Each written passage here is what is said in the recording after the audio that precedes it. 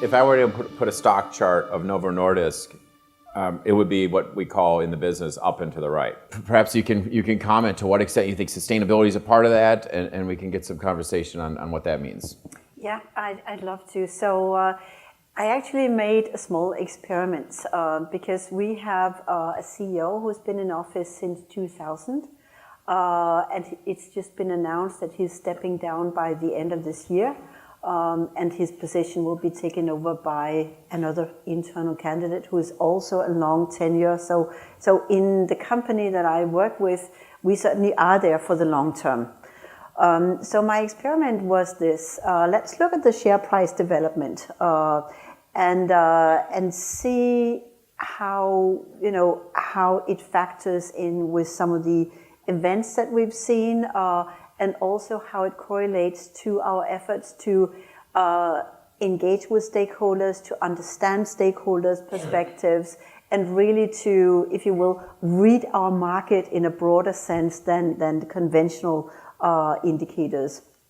And the point is that our CEO is rightly recognized for driving that trend. And then, of course, I'm just privately saying now in the audience of 150 students, well, I joined at about the same time. So, but the point is here, and I think it's interesting to also discuss with my fellow panelists, is this is a question: is there a correlation or is there a causality? And yesterday I was invited to join a conversation that was precisely about that. How do you evaluate, for instance, good human rights management in a company? And what I've been told repeatedly is, don't even go there. Don't even try to make that point because it's futile. So what we've done instead is actually to say, well, we don't care whether you can make that conclusive argument or not. I mean, if George does, and he's very close to it, I'm sure he would be a candidate for the Nobel Award.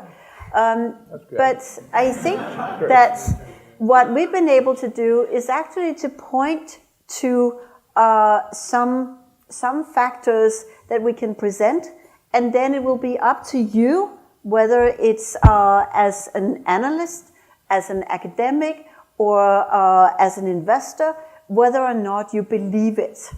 So part of what we've been doing is to build a series of business cases, if you will, where we try to evaluate the impact that we have on customers, in societies, and also how it correlates with the business impact.